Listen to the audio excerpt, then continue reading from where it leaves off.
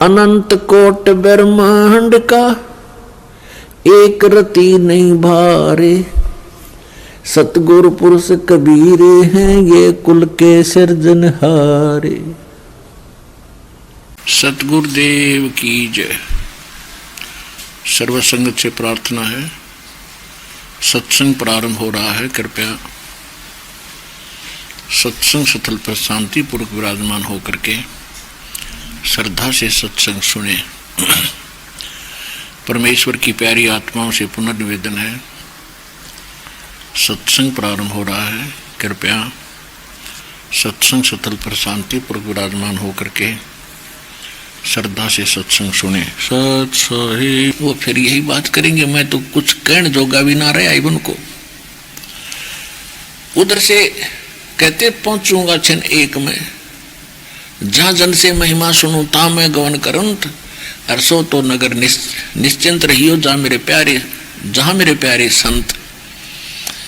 एक पल में जा खड़े वरने का द्वार के सामने, और बाहर गेट खटखटाया, जैसा भी वो टूटा फूटा खड़का सा ला रखा था, और आवाज लगाई रे सम्मन है घर पे। नेकी बोली गुरुजी का आवाज, गुरुजी की आवाज है। सम्मन बोला गुरुजी कहाँ आएंगे, इतने शिष्य हैं उनके, किस किस के जाएंगे, आपके भी भ्रम हो गया बच्चे के कहने तक। थोड़ी सी देर में फिर आवाज लगाई रे सम्मन है घर पे। दोनों ने सुनी आवाज थे गुरुजी की भाई। तीनों भाग लिए नंगे पैरों, और सामने तीन जने खड़े, दो सेवक एक भगवान। उनको दिन में स्वप्न हो गया कि ये कैसे हो गया, ना कोई पूर्व सूचना, ना इधर का कोई टूर प्रोग्राम कभी सुना भी नहीं। उनको विश्वास नहीं हो रहा था कि सचमुच हम अपने गुरुदेव को देख रहे हैं या कोई स्वप्न देख रहे हैं। आंखें मसड़ने लगी तीनों के थे। तब कमाल ने कहा कि गुरुदेव को अंदर ले चलोगे या यहीं ठडेसरी बना के रखोगे, अंदर तो ले चलो। तब उनका स्वप्न सा टूटा, और जाकर जैसे भी फटा पुराना कपड़े थे आसन दिया, भगवान बैठ के सम्मन चर्चा करने लग गया। घंटा डेढ़ घंटा बातों में निकल गया। तो फिर सम्मन का याद आई रहा, ना पानी पूछा न आहार की पूछी, मैं अच्छा नालायक हूँ। तो कहा भगवान भोजन की सुनाओ, अभी बनाएंगे, कुछ डट कर खाओगे। परमात्मा ने कहा भाई भूख लाग रही है सम्मन, रसोई तैयार करो। अब सम्मन गया अपनी पत्नी नेकी के पास, और नेकी से कहा कि खाना बनाओ जल्दी, गुरुजी को भोग लगी है, और पैदल चल कर आए हैं सभी, दो भक्त हैं और गुरुजी। अब नेकी कहने लगी कैसे भोजन बनाऊं, घर पे अन्न नहीं एक दाना भी। सम्मन ने कहा कि कहीं से आप मांग लाओ, उधारा ले लो। नेकी कहने लगी आज कोई उधारा भी नहीं दे रहा मुझे। फिर सम्मन ने कहा कि ला तेरा चीर उतार के, ये साड़ी तेरा चीर यानी ओढ़ना जो ऊपर ओढ़ा कर न्यारा, इसको मैं गिरवा रखाता हूँ। एक का था उसके पास ओढ़ना भी।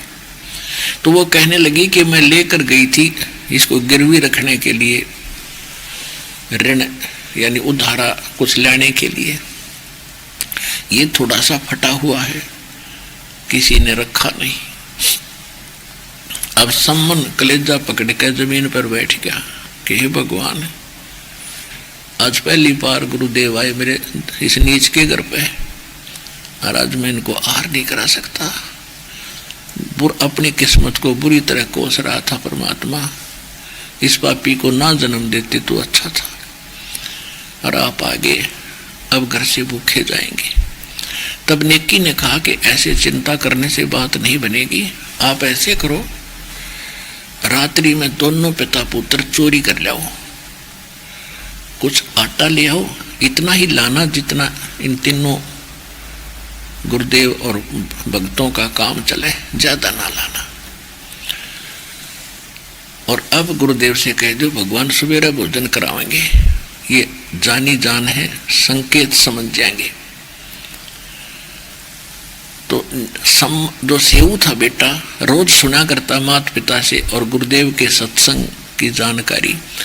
कहने लगा माता परमात्मा गुरुजी कहते हैं कि जो चोरी करते हैं उनका सर्वनाश होता है, ये तो घोर पाप है बेटा। माता जी तो माँ ने कहा बेटा देखो इसमें पाप नहीं लगता, चोरी करके दान कर दे। तो सेव के मन में यह बात समाई नहीं है, चोरी तो चोरी ये है माँ, किसी तरह कर लो। तब परमात्मा उस नेकी ने बताया बेटा सुन ले बात मेरी, तेरी बात कति 100 की 100 साची है बेटा, चोरी तो चोरी है, दान चोरी करके दान करने का फायदा क्या हुआ। मैं तुझे तेरा विवेक देखूं थी बेटा, तू सच्चा भगत है। पर एक बात सुन, इस नगर के लोग भगवान से कोसों दूर हो गए। आज ये जानबूझकर एक 3 सेर आटा नहीं दे रहे हमारे को, और ये कह रही है औरतें कि आज तो तू कह रही है मेरे घर पर गुरुजी आ रहे हैं, और तेरे गुरुजी तो बड़े सक्षम हैं, समर्थ हैं, और पता नहीं राजाओं को कि जलन के रोग दूर कर दिया, उसके राजा नौकर हैं, चेले हैं, और मुर्दे को जीवित कर देते हैं। कि तुम्हारे 2 रोटी नहीं देंगे तुम्हें, हमारे पास आज आटा नहीं है। ये जानबूझ कर बकवाद कर रहे बेटा। और जिस नगरी से संत अपमानित होकर चले जाते हैं वह नगरी बचा नहीं करती है। ये सर्वनाश को प्राप्त हो जाएंगे बेटे। जब परमात्मा नो के नो चले गए थे, भगवान सजा नहीं देंगे, लेकिन यहाँ का जो नियम है इस काल भगवान का, ये फिर माफ नहीं कर पाओगा। अब जैसे प्रधानमंत्री का कोई पत्थर मार दे, प्रधानमंत्री उतर कर उनका पीछे ना भाग गए, वो तो और बतेरे एजेंट है, पुलिस वाले पकड़ कर उसकी देही तोड़ेंगे, रेल ठोकेंगे जेल में।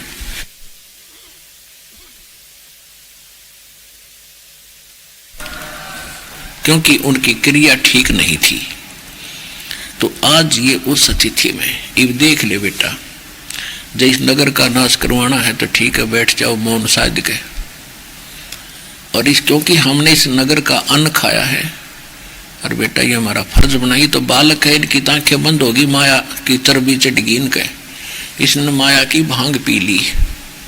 और फिर एक कथा सुनाई कि एक नगर था, उस नगर में पैसे वाले लोग गणे थे, और वो इतने अभिमानी हो गए थे, केवल एक राम कृष्ण का जाप करें थे और किसी तो बात नहीं करें थे।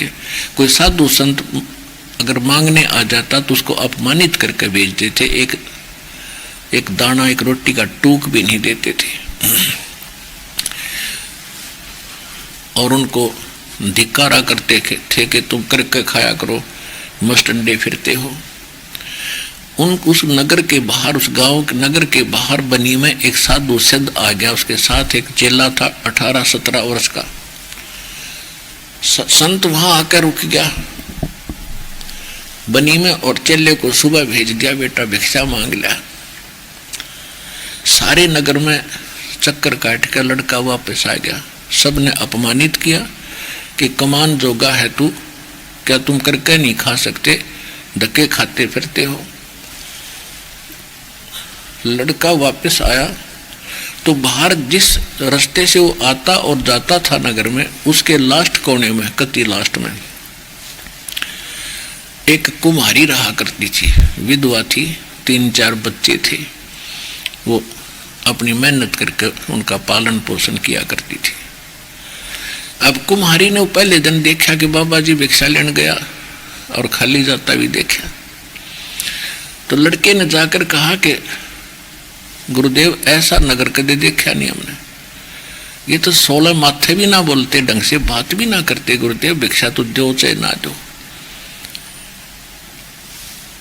अरे ऐसे ऐसे कहते हैं। तो गुरुजी ने कहा बेटा तू कल फिर जाना सुबह सुबह। वो सुबह फिर गया, उसी तरह सुनकर वो वापस फिर आ रहा था। तो उस कुमारी ने सोचा कि छोटा सा बालक भूखा मर जाएगा, इसने रोटी नहीं खाई काल तक, यहां से इसको मिलाई कुछ नहीं। तो उसने हाथ जोड़कर कहा कि महाराज मैंने कल भी आपको देखा पर मैं टोक नहीं सकी, क्योंकि मैं एक कुम्हार जाति से हूं, और कई साधु संत दूसरी जाति का भोजन नहीं करते, वो ब्राह्मण या बड़ियों का ही करते हैं, ऐसे टाइप के भी होते थे। इसलिए मैंने आपको रोक टोका नहीं, लेकिन आज मेरे तो रुका नहीं गया। अपने बच्चे जैसा लगता है तू, और मेरे पास कुछ आटा है, बना बनाया भोजन भी है, दोनों दे देती हूँ, जैसा उचित समय कर लियो। और बता देना साधु को कि कुम्हारी के घर से लाया हूँ। उसको डर लगता था कि धोखे से कभी खा के फिर पता लगा संत दुराशीष ना दे दे। तो संत उस लड़के ने कहा, डाल दे माई, जैसे आज्ञा हुक्म होगा गुरुदेव का वैसे हम कर लेंगे, आज्ञा देंगे तो हम खा लेंगे, ना रख देंगे। तो जाके कहा कि महाराज, गुरुदेव ने पूछा, बेटा दिया किसी ने भिक्षा? कि महाराज सारी कहानी बता दी, उस नगर से मैं वापस आ लिया था, एक माई ने ऐसे ऐसे कहकर ये कुछ आटा दिया। लड़का, गुरुजी बोले बेटा तू खा रोटी, और रोटी खा कर तू वापस जा, और उस माई ने ये कह दे कि अपना सारा सामान घर का लाद का गधा पे और अभी प्रस्थान कर जा, आज रात नहीं वो नगर नहीं रहेगा। अब उस लड़के ने सोचा, मैं ये जाकर नौकूंगा, बुढ़िया नौका गया छी आपत मोल ली, इन रोटी दी तो मेरा घर भी छूट गया। वो बच्चा ने सोच ही रहा था, तो संत ने कहा कि एक और कह दिया उसको, माई को, कि जहां तुझे रात्रि हो जा वहीं रुक जाना, वहीं तेरे नाम ते गांव बस जाएगा बेटी, तेरा पूरा पूरा कुल चलेगा। अब उस संत ने आके लड़के ने सारी कथा बता दी और कहा कि किसी को बतावा नहीं, नहीं तो बात बिगड़ जाएगी, जो उसने जिक्र भी कर दिया था। तो उस बच्चे ने आकर सारी कहानी बता दी, माई ऐसे आदेश है गुरु जी का। वह समझ गई कि मैं बता भी दूंगी, इनका अकल ठिकाना नहीं ना, मैं क्यों दोषी बनूं। अपना लाद के गधों पर सारा सामान चल पड़ी। वहाँ से 8-10 किलोमीटर जाकर वह रात होगी, शाम हो गया, वह रुक गई। पीछे से रात्रि के समय एक भूकंप टाइप ऐसी स्थिति बनी और पूरा नगर बेटा नाश में आ गया। तो आज इस नगर की वो स्थिति समझ लेना, कल यू साबित पावेगा नहीं, जहाज ये भूखे चले गए थे। अब तुम देख लो बेटा, या चोरी है या क्या चीज है। सेव खड़ा हो लिया कमा, इनकी रक्षा के लिए हम कुछ भी करना पड़े। दोनों पिता पुत्र रात्रि में चोरी करने चल पड़े। एक सेठ, पहले कच्चे मकान होते थे, एक सेठ के द्वार में सुराख बना लिया अंदर जाने का।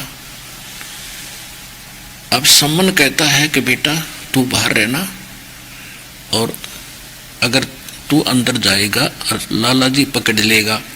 लाला जी की मित्रता इस राजा के साथ है, यहाँ के राजा के साथ भी है, और बेटा तुझे सजा मौत दे देंगे ये, फिर हम क्या करेंगे जी कर। तब सेव ने कहा कि पिताजी ऐसे करो, मैं बालक हूँ, आप पकड़े गए तो आपको तो सीधी सजाए मौत होगी और मुझे माफ भी कर देंगे, मैं जाता हूँ। न्यू कहकर उसमें घुस गया। सम्मन ने कहा कि तेरी माँ का आदेश है बेटा, 3 शेर लाना, ज्यादा अनमन नहीं लेना।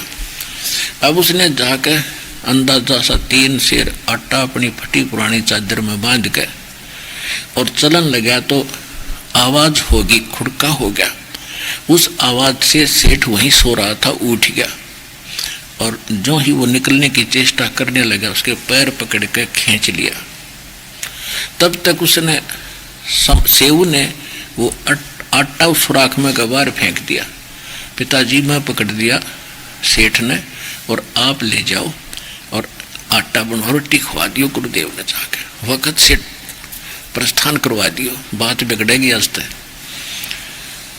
अब सेठ ने देखा, रे तुम भगत का डंडोरा पीटा करते हैं, न्यू क्या करते, बड़े भगत हो तुम, तो कथा सुनाते फिरते थे, आज थारी पोल पार्टी की। तब उसने कहा कि लाला जी हम चोर नहीं है, हमने कहीं मिल नहीं रहा था, आपका 3 शेर आटा हम वो वापस अवश्य करते, लेकिन आज मजबूरी थी हमारी, हमारे घर पर हमारे गुरुजी आए हुए थे और नगर से हमें आटा मिला नहीं, और नगर की रक्षा के लिए हमने ये करना पड़ गया। अब लाला जी का बुद्धि में बात कहा जावती, वो तो उसी कैटेगरी का था। अच्छा, अरे आज पता चला चोर ने क्यों मारे, चोर की मां ने पकड़े, ये तुम्हारे गुरुजी कराते हैं आके चोरी। ओ हो, ले भाई कल सारे गांव में बताऊंगा, सारे नगर को, और देखना तुम्हारे गुरुजी को यहाँ क्या करेंगे। वो आते हैं चोरी कराने तुम्हारे से। अब सेऊ ने सोचा ये और बात बिगड़ गई भाई, हमारे साथ तो जो बने हो सो बनती, पर यह और नाशकती बात बिगड़ गई। हे भगवान, हे परमात्मा, अब क्यों कैसी बात बनेगी। अन्न रोटी खाना खिला नहीं सके, ये आपत्ति और मोल दे दी अपने गुरुदेव को फ्री में। उधर से जब नेकी वहां नेकी के पास सम्मन आटा लेकर गया, नेकी ने पूछा कि बेटा कहाँ है। सम्मन ने बताया कि लाला जी ने पकड़ लिया और खंबे तो बांध दिया। नेकी बड़ी समझदार थी, उसको मालूम था कि सुबेरे लड़का तो पहचान में आ ही लिया, और सुबह तो पहले आ लेंगे पुलिस वाले, परमात्मा ने पकड़ कर ले जाएंगे गुरुदेव ने और इन संतों को। और वह बात बिगड़ गई। उसने कहा एक काम करे, तुम जाके लड़के से बात करने का बहाना करके सिर बार निकलवा के और उसका कर्द से सिर काट के और उठा लिया। फिर लाला जी डरका मारा, 302 के केस से डर के उस लड़के को कहीं बाहर फेंका होगा, तो फिर उसने उठा लेंगे और फिर वो जिक्र नहीं करेगा कि तभी। तो जैसी उनकी बुद्धि की सोच थी, उन्होंने इतना गजब का निर्णय लिया, सम्मन लेकर तलवार और वापस चला। उधर से लड़के के मन में ये बात थी कि परमात्मा, मेरा पिताजी मेरा गर्दन काट ले, और लाला जी फिर इस लाश ने कि तलवार फेंका होगा कि तो छुपा का होगा, अरे वो जिक्र भी नहीं करेगा।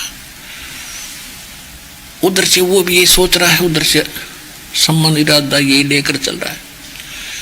तो सम्मन ने कहा एक बार के बेटा से, कल तो आप और हम मिल नहीं सकेंगे, क्योंकि ना जाने कल क्या सजा आपको देंगे और ये मुझे भी दे सकते हैं। तो दो बात तेरे कान में गुप्त कहना चाहता हूं बेटा, एक बार मेरे से बात कर ले।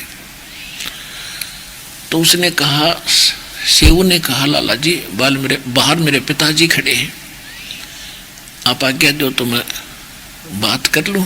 कि नहीं, हाँ थारी चाल से भागेगा कि नहीं, भागू नहीं, मैं भगत हूँ, कति नहीं भागू। और आपका ना यकीन होता तो मेरे पैर न बांध दे, लेकिन रस्सा ढीला कर दे थोड़ा सा, मैं गर्दन निकाल लूँ। फिर कल पता नहीं हमारे साथ के बीतेगी, हम मिल पावांगे कि नहीं मिल पावांगे। लाला जी ने सोचा रखे ज़्यादा चोरी तो है भी नहीं, 3 शेर आटा ही तो लिया है। तो उसने रस्सा ढीला कर दिया पैर का और सेव सरक के और गर्दन बाहर निकाल के कहने लगा, पिताजी बोले। अब सम्मन पिता था, बाप था, बेटे गर्दन क्यों कर काटे हैं, हाथ नो छुपा रखी थी, कर नो का नो हाथ रह गया, आगे को नहीं चला। सेव कहने लगा, यदि आप मेरे पिता हो तो मेरी गर्दन काट दे पिताजी, नाश हो गया बात का। अगर यदि मेरी गर्दन नहीं काटेगा तो मेरा बाप नहीं, मैं किसी और का कुबीज हूं। इतनी बात बेटे के मुंह से सुन के और पट दे गर्दन पर मारी, 2 हो गए। उठा के सिर ने शीश ने और ला के घर रख दिया अलमारी में। उधर से लाला जी ने देखा कि तो नाश हो गया, 302 का मुकदमा तेरे पर लगेगा। अब उसने उस लड़के को घसीटा रातों रात पकड़ के, और कुम्हार का पुजावा होता था पहले, घोड़े खड्डे से और उसमें वो मिट्टी खोद के ईंट और बर्तन बनाते थे, वो गड्ढे हो जाते थे, घसीट के पुजावे में गिराया। नेकी कहने लगी, आप फिर जाओ, अब लड़का की तो बाहर पड़ा पाओगा और उसके निशान देखना, क्योंकि लाला जी किसी को शेयर नहीं करेगा, इकला करेगा इस काम ने। और वो घसीट के ले जाएगा, बच्चे के चिन्ह जहाँ जा रहे हो उस धड़ ने बिठा लेगी। अब लाला जी तक डाल के उसने बाहर और आकर अपनी बना के वो जो सुराख हुआ था द्वार में, वह एक सार कर ली, चढ़ा के और लीप के और सूखा रेता मार के ऐसा बना दिया जैसे कुछ है को नहीं। अब सम्मन ने देखा, कहाँ यूँ तो कति ओके कर दिया इसने। लड़के के जो निशान थे घसीट के वहाँ पहुँचा, लड़के को उस धड़ को उठा लिया और ला के अपने झोंपड़ी के कोने में डाल के उसके ऊपर फटी पुरानी बोरी पल्ले डाल दी। इस सारे प्रोसीजर में सुबह होगी। सेवन नेकी बोली मैं जल्दी भोजन बनाती हूँ, और गुरु जी से कह दे नहा धो ले, और कह दिए महाराज आप रात को भूखे रह गए थे, अब वक्त से भोजन इसलिए बना दिया, और वो कह रहे थे सुबह हमने जल्दी जाना है तो जल्दी उठा दे, किसी ने पता लग गएगा किसी ने ना लग गएगा। तो नेकी बेटा कटा पड़ा है, और नो बोली आंखों में आंसू नहीं आ जाना चाहिए, कदे गुरुदेव को और संतों को पता लग जाए भोजन नहीं खाओगे। बेटा कटा पड़ा है और रोटी बना रही है माता, भोजन बनाकर तैयार कर दिया। महाराज जी को संदेशा मिला, तीनों आकर बैठ गए। तो उन्होंने 3 बर्तनों में 3 दोनों में सारा भोजन डाल दिया। अब परमात्मा ने कहा कि भाई ऐसे नहीं, आज तो इकट्ठे बैठ के खाएंगे सारे भगत और हम। इस भोजन को 6 पात्रों में डालो। 3 तो परमात्मा के साथ थे, तीनों जने परमात्मा, 2 बच्चे और 3 वो सदस्य। परमात्मा ने कहा कि जल्दी तीनों 6 जगह डालो, उन्होंने 5 जगह डाल दिया। परमात्मा ने कहा नहीं 6 जगह डालो। अब वो नो पूछना भी नहीं, समय उचित नहीं समझा कि नो पूछे भाई छठा क्यों नहीं है, तो उन पसीने आ रहे थे कि बतावाएंगे। आखिर में ये सोच ली थी गुरु जी का अगर आज से झूठ भी बोलनी पड़ो, इनको भोजन कराना ही पड़ेगा, कह देंगे जी कि तक खेलन जा रहा सब बालक है। लेकिन मालिक ने कहा नहीं 6 जगह बनाओ। ये 6 जगह कर दिया कि बैठ जाओ। वो दोनों वह बैठ गए, तीनों परमात्मा और वो भगत बैठ गए, और छठा खाली रखा। तब परमात्मा ने कहा कि आओ बेटा सेऊ, आओ सेऊ जी मिलो, ये प्रसाद प्रेम, और बेटा सिर कटा कर चोरों के संता को नितक सेव। कहते सेऊ धड़ पर शीश चढ़ा,